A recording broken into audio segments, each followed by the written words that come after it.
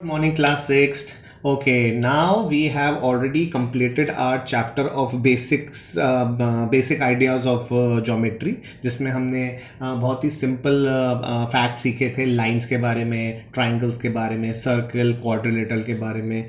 Now in this chapter which is your chapter number 5, understanding elementary shapes.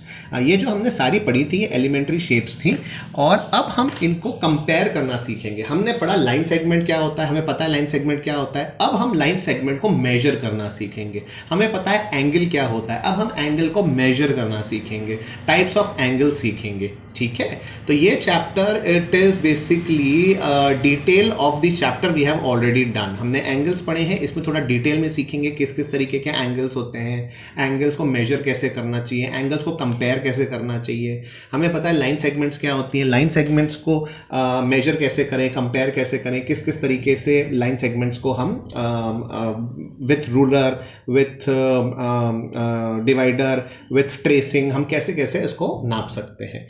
ठीक है, तो start करते हैं. तो पहला जो हमारा इसमें कॉन्सेप्ट है वो है line segment and how to measure a line segment. ठीक है, लाइन सेगमेंट क्या होती है? लाइन सेगमेंट होती है, हमने पढ़ा था दो पॉइंट्स के बीच में एक लाइन जो शॉर्टेस्ट डिस्टेंस होता है वो लाइन सेगमेंट कहलाती है. अब यहां से लेके यहां तक की लेंथ जो दूरी है इसको हम कहते हैं length of the line. LENGTH, length. This is called the length. ठीक है, ये इसकी मेजरमेंट हो गई. ठीक, अब हम किसी भी चीज को मेजर कैसे करते हैं? तो पहला तरीका होता है ऑब्जर्वेशन, मतलब देख के ही मेजर कर लेते हैं भाई कौन सी चीज बड़ी है कौन सी छोटी है. पहला तरीका होता है ऑब्जर्वेशन. ठीक है, जैसे सपोज करो एग्जांपल ए, एक ये लाइन है और एक ये लाइन है. आप मुझे बता सकते हो कौन सी लाइन बड़ी है? बहुत इजीली बता सकते हैं भाई ये लाइन बड़ी है और ये छोटी है, क्योंकि दिख रहा है साफ. तो ये ऑब्जर्वेशन से हमने पता कर लिया कि कौन सी लाइन बड़ी है कौन सी लाइन छोटी है. अब कई बार ऑब्जर्वेशंस काम नहीं करते. सपोज करो एग्जांपल बी, अब आप मुझे बता सकते हो कौन सी लाइन बड़ी है कौन सी लाइन छोटी है ऑब्जर्व करके. तो ये बहुत ही टफ हो जाता है, हम ऑब्जर्व करके हर चीज हर लेंथ को नाप नहीं सकते. ठीक है, तो इसके लिए एक और तरीका है which is called tracing. Tracing, ठीक है, ये जनरली लोग यूज नहीं करते बिकॉज इसके लिए अलग से टूल्स चाहिए होते हैं और एक ट्रेसिंग पेपर चाहिए होता है जिसकी मदद से हम इसको नाप सकते हैं. ट्रेसिंग पेपर एक ट्रांसपेरेंट टाइप का पेपर होता है. सपोज करो जैसे कि ये स्केल है, सपोज करो मैं मान लूँ ये ट्रेसिंग पेपर, ये ट्रांसपेरेंट है ना, तो ऐसा सा लंबा सा ट्रांसपेरेंट पेपर होता है और उसमें ट्रेस कैसे करते हैं? ऐसे रखा इसके ऊपर, आपने ये दो पॉइंट लगाए और इसको ट्रेस कर दिया, मतलब इसकी कॉपी बना दी उस पेपर के ऊपर. ठीक है, जैसे मैंने स्केल के ऊपर कॉपी बना दी, बन गई देखो कॉपी. और फिर मैं इसको यहाँ पे रख के कंपेयर कर लूँगा, भाई देखो ये, अच्छा ये तो छोटी है. ठीक है, ऐसे. ठीक है, अब यहाँ पे सपोज करो ये वाला ट्रेस करने की कोशिश करूँ मैं, अगर इसको हटा दूँ और मैं ये ट्रेस करने की कोशिश करूँ, जस्ट सेकेंड इसको मैं साफ कर देता हूँ. तो सपोज करो मुझे ये ट्रेस करना है, ये वाली लाइन, तो मैं इस लाइन को ट्रेस करूँगा. ये स्केल से नहीं करते, ये एक अलग पेपर आता है ट्रेसिंग पेपर ट्रांसपेरेंट, अभी मेरे पास अवेलेबल नहीं है तो मैं आपको करके बता रहा हूँ. ये आपने ट्रेस किया, ये बन गई ट्रेसिंग लाइन. अब मैंने इस लाइन को इस लाइन से कंपेयर किया. अब आपको इसमें कैमरे में नज़र आ रहा है या नहीं आ रहा, लेकिन ये लाइन थोड़ी सी छोटी है और नीचे वाली लाइन बड़ी है. तो ये लाइन एक्चुअली 0.1 या 0.2 मिलीमीटर बड़ी है इस लाइन से, ये वाली लाइन बड़ी है इस लाइन से. ठीक है, तो ये एक तरीका होता है ट्रेस करके किसी भी चीज को पता करने का. और थर्ड और सबसे आसान जो हम सब यूज करते हैं वो है रूलर या डिवाइडर. रूलर मतलब स्केल. स्केल से पता कर लो भाई, इसको नाप लिया हमने, ये कितना है, ये 2.9 है और ये कितना है, ये है 6.3. तो कौन सा बड़ा है? ऑब्वियसली ये बड़ा है, सिंपल. या इसको हमने नापा, ये कितना है, ये है एग्जैक्टली 3 सेंटीमीटर्स और ये कितना है, ये है अप्रोक्सीमेटली 3.1. तो ये कौन सा बड़ा हुआ? ये बड़ा हुआ. तो ये रूरल को स्केल से नापना is the best way to जज कि कौन सी लाइन बड़ी है और कौन सी लाइन छोटी है. ठीक है, अब स्केल को कैसे पढ़ा जाए हम सबको आता है, बट फिर भी मैं आपको थोड़ा सा इसका रिवाइज करा देता हूँ how to read a scale. एक स्केल के अंदर एक नॉर्मल स्केल जो हम यूज करते हैं जैसे क्लासरूम स्केल, उसके अंदर 15 सेंटीमीटर का स्केल होता है. ये 1 2 3 4 इट टिल गोज टिल 15. ठीक है, ये 15 सेंटीमीटर का स्केल होता है. इसका थोड़ा सा बड़ा मैंने मैग्नीफाइड स्केल यहाँ पे बना है विच इज़ 1 2 3 4. तो ये जो डिस्टेंस है 1 से 2, 2 से 3, 3 से 4, ये एक एक सेंटीमीटर का डिफरेंस है. सो 2 से लेके 3 तक का डिस्टेंस इज 1 सेंटीमीटर, और ये 1 सेंटीमीटर 10 भागों में डिवाइड होता है।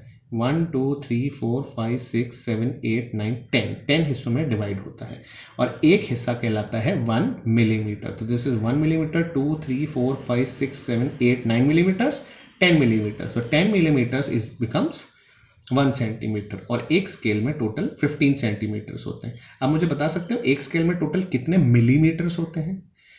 1 सेंटीमीटर 10 मिलीमीटर का है और पूरा स्केल 15 सेंटीमीटर का है, तो बताओ कितने मिलीमीटर होंगे? ऑब्वियसली 150 मिलीमीटर्स का, मैंने 15 इंटू 10 कर दिया, 150 मिलीमीटर्स होते हैं एक स्केल में 1 to 15 तक लेके।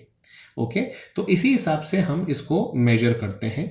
और जैसे कि हमें यहाँ पे मेजर करना है, सपोज ये इन दोनों का मिडल है, 1 2 3 4, 1 2 3 4, ये 5th पॉइंट है, ये 5th मिलीमीटर है। तो मैं क्या लिखूंगा इसको? मैं इसको लिखूंगा 2, मतलब 2 सेंटीमीटर, 0.5 मतलब आधा, 0.5 सेंटीमीटर। ये 6 पे होता तो 2.6 सेंटीमीटर। अगर मैं यह 1 से लूँ, 1 2 3 4 5 6, ये वाला 7th पॉइंट, तो ये क्या होगा? एक तो 1 सेंटीमीटर फुल, क्योंकि ये यहाँ से आगे से 0 से आ रहा है, ये 1 सेंटीमीटर फुल प्लस 7 मिलीमीटर्स, मतलब 0.7, ये हो गया सेंटीमीटर्स, 1.7 सेंटीमीटर्स। इसको इस तरीके से मेजर किया जाता है और इस तरह से लिखा जाता है। ठीक है, तो नाउ इसी बेस पे देर इज़ एन एक्सरसाइज 5.1 जो हम करेंगे। मैं आपको थोड़ा सा इसका गाइडेंस दे देता हूँ, and then you can do it on your own. तो इसमें जो पहला क्वेश्चन है, it states that what is the disadvantage in comparing the line segment by mere observation. केवल देख के किसी भी चीज को मेजर करने के क्या नुकसान है? ऑब्वियसली नुकसान है, क्योंकि देख के हम एग्जैक्ट लेंथ तो बता नहीं सकते। इन केस अगर किसी भी चीज की दोनों की लेंथ सेम है, तो हमें कैसे पता चलेगा कि कौन सा लाइन बड़ी है या कौन सा डिस्टेंस बड़ा है? ठीक है, अगर सपोज करो मैं एक गैस करता हूं कि दुष्यंत का घर है, ठीक है, और इधर कोपल का घर है, और सॉरी दुष्यंत का घर है और श्री का घर है, सपोज करो। ठीक है, तो मुझे बताओ कौन सा घर पास है ये गोगरा चौराहे से या हमारे स्कूल से। अब स्कूल से इस तरफ जाते हैं तो फिर दुष्यंत का घर आता है, और दूसरी तरफ चले जाएंगे तो श्री का घर आ जाएगा। अब कैसे पता चलेगा कि किसका डिस्टेंस बड़ा है? जब तक हम उसको नापेंगे नहीं। तो मेयर ऑब्जर्वेशन से हमें पता नहीं चलता कि कौन सा दूर है, कौन सा पास है, कौन सा डिस्टेंस बड़ा है, कौन सा कम है। तो ये यही है डिसएडवांटेज मेयर ऑब्जर्वेशन का। मेयर ऑब्जर्वेशन से हम एग्जैक्ट लेंथ किसी भी लाइन की या किसी भी डिस्टेंस की नहीं निकाल सकते। ओके, तो इसमें आपको यही लिखना है, क्योंकि वो एग्जैक्ट लेंथ नहीं होगी तो फिर उसको आप मेजर आउट नहीं कर सकते। इसका मैं आपको एक छोटा सा एक वीडियो भेजूंगा, how to write this answer, तो वो आप देख के समझ के आप उसको लिख लीजिएगा। ओके, अब दूसरा क्वेश्चन है, why it is better to use divider और a ruler when measuring the length of the line segment. Divider और रूलर यूज करना क्यों ज़्यादा अच्छा होता है? इट्स ऑब्वियस, बिकॉज रूलर आपका स्टैंडर्ड मेजरमेंट डिवाइस है। ये एक ऐसा डिवाइस है जिससे आप किसी भी चीज़ को मेजर कर सकते हो, और ये स्टैंडर्ड है, ये सारे रूलर्स में सेम ही होगा, है ना। 10 मिलीमीटर का 1 सेंटीमीटर ही होगा। किसी भी ऐसे स्केल नहीं मिलेगा आपको जिसके अंदर 11 मिलीमीटर हो, या फिर 1 सेंटीमीटर में 9 ही मिलीमीटर हो। बिल्कुल एग्जैक्ट सेम, किसी भी स्केल से नापो तो वो आपको लाइन वही एग्जैक्टली मेजरमेंट बता सकेगी। इसीलिए हमेशा नापने के लिए हमें रूलर या डिवाइडर यूज़ करना चाहिए या स्केल यूज़ करना चाहिए। ठीक है, इसका भी अगेन मैं आपको एक छोटा सा एक वीडियो भेजूंगा जिसमें आपको पता चल जाएगा how to write this answer. Now question number 3 से आपके कुछ फैक्ट्स वाले क्वेश्चन शुरू होते हैं। ठीक है, तो question number 3 states that draw any line segment से ए बी। कोई भी एक लाइन सेगमेंट बना दो ए बी। मैंने यहाँ बना दी ए बी एक line segment. Take a point C line between A B. कोई भी एक पॉइंट ले लो, इसको सी नाम दे दो ए बी पे। ठीक है, measure the length of A B की लेंथ मेजर करो, BC की लेंथ मेजर करो, और AC की लेंथ मेजर करो। ये मेजर कर ली। अब आपको प्रूव करना है is AB is equal to AC plus CB। AB AC और CB के इक्वल है। तो आप कोई भी लाइन खींचो, एक पॉइंट लो, इसका मेजरमेंट लो BC का, AC का मेजरमेंट लो और AB का मेजरमेंट लो, और देखो क्या AC plus CB is equal to AB होता है। अगर होता है तो इट्स ओके, आप उसको राइट कर देना कि BC की लेंथ सपोज इतनी है एंड ए सी की लेंथ सपोज करो कुछ है, तो और ए बी की length is equal to something, suppose करो ये 2 सेंटीमीटर निकली, ये 3 सेंटीमीटर निकली, ये 5 सेंटीमीटर निकली, ठीक है। तो B C is 2 centimetre, this is 3 centimetre, this is 5 centimetre. तो अब आपका ये प्रूव हो गया कि A C plus C B is equal to A B, that means 3 plus 2 is equal to 5। बस इस तरह से इसको प्रूव करना है।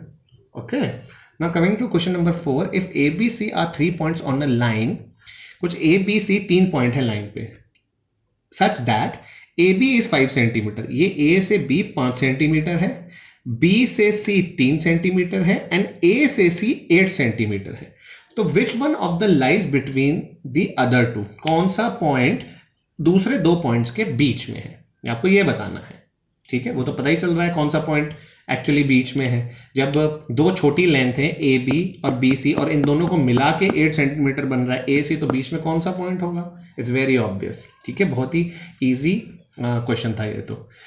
Now coming to question number 5, verify whether D is the mid point of A G. आपको ये बताना है कि डी ए और जी का मिड पॉइंट है, ये कैसे प्रूव कैसे करोगे आप। हाँ, आप बोलोगे सर ए डी और डी जी है ना इक्वल हैं, तो ये बिल्कुल मिडिल में है, लेकिन ये प्रूव कैसे करोगे कि ए डी और डी जी एग्जैक्टली इक्वल है, ठीक है।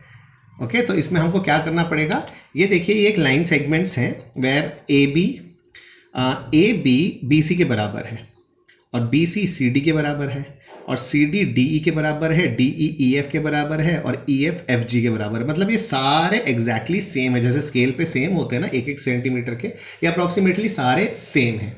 तो हमको ये वेरीफाई करना है कि डी एग्जैक्टली इनके बीच में आता है। तो अगर हम ये प्रूव कर दें कि ए डी की लेंथ और डी जी की लेंथ इक्वल है, तो हमको पता चल जाएगा कि ये बिल्कुल बीच में आता है, राइट। तो हम ये कैसे प्रूव करेंगे भाई, A B plus B C plus C D, अगर हम ये प्रूव कर दें कि A B plus B C plus C D is equal to D E plus E F plus F G, मतलब ये जो लेंथ है तीनों की ये इनके बराबर है, तो सब बराबर हो जाएगा। तो A B is equal to B C, A B B C के बराबर है, तो यहाँ पे ए बी लिख सकता हूँ मैं बी सी की जगह, और सी डी भी ए बी के बराबर है, तो यहाँ पे भी ए बी लिख सकता हूँ। डी ई ए बी के बराबर है, ये सब ए बी के बराबर ही है, ठीक है, ये हमें पता है, ये सारे इक्वल हैं, तो सारे ए बी के बराबर है, तो क्या हुआ A B plus A B, so 3ab is equal to 3ab, है ना। तो ये दोनों इक्वल हैं, और अगर यहाँ से आप 3 और 3 हटा दो तो ये इक्वल, तो ये प्रूव हो जाता है कि ये जो लाइन सेगमेंट है ये वाला, ये दोनों इक्वल हैं, तो मतलब A B plus B C और सी डी और D E plus E F और एफ जी को मिला लें तो ये दोनों इक्वल हो जाएंगे। तो मिला लेते हैं, ए बी बी सी और सी डी ये डी ई ई एफ और एफ जी के इक्वल है। अगर ये डिस्टेंस इक्वल है ए डी और डी जी डिस्टेंस इक्वल है, तो मतलब D point exactly is in the middle of A G, proved, ठीक है। इसको इस तरीके से प्रूव करना है। Now question number 6, question number 6 कहता है एक लाइन सेगमेंट है ए सी और उसके मिडिल में, एग्जैक्टली मिडिल में बी है, मतलब ये लाइन सेगमेंट है ए सी और इसके बिल्कुल मिडिल में बी है, मतलब ए बी और बी सी इक्वल हो गए। ये अगर बिल्कुल मिडिल में है तो A B is equal to B C, right. अब नेक्स्ट वो कहता है कि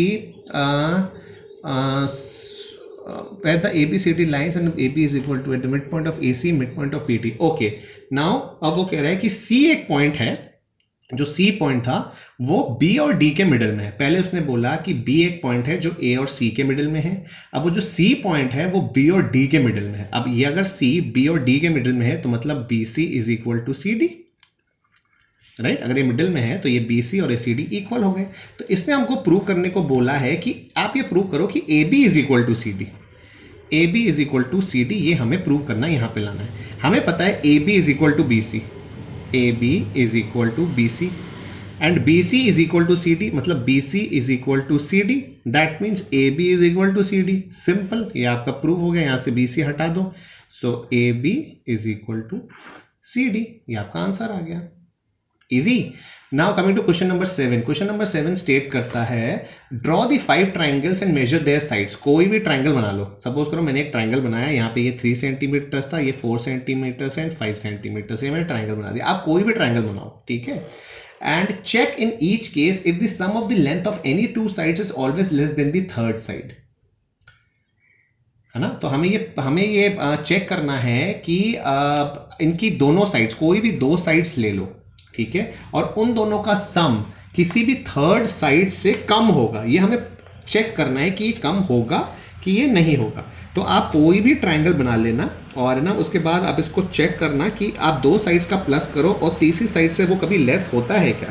तो ट्राइंगल की प्रॉपर्टी में ये कभी नहीं होगा, ठीक है। आप चेक कर लेना, आप अलग अलग ट्राइंगल्स बनाना, जब भी दो साइड्स को प्लस करोगे वो हमेशा तीसरी साइड से बड़ी ही होगी। कोई भी ट्राइंगल ले लो, कैसा, भले ही ऐसा ट्राइंगल ले लो, ऐसा इतना सा, जिसकी लेंथ यहाँ पे 7 सेंटीमीटर्स हो, ये 6 सेंटीमीटर्स हो या 1 सेंटीमीटर हो, तो वो हमेशा बड़ा ही होगा, ठीक है। दो साइड्स को जब भी प्लस करेंगे वो तीसरी साइड से हमेशा बड़ी ही होगी, और अगर ऐसा नहीं होगा तो वो ट्रायंगल बन ही नहीं पाएगा।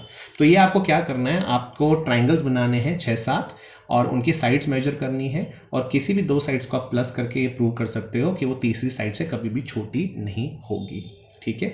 नाउ इस एक्सरसाइज के मैं आपको एक वीडियोस भेजता हूं which is the reference videos कि एग्जैक्टली आपको इन सम्स को अटेम्प्ट कैसे करना है, ठीक है। आप उन वीडियोस को देखना, समझना, और उसी बेसिस पे आप कॉपी में इन ना क्वेश्चंस को आप करिएगा। So this is your assignment for the day.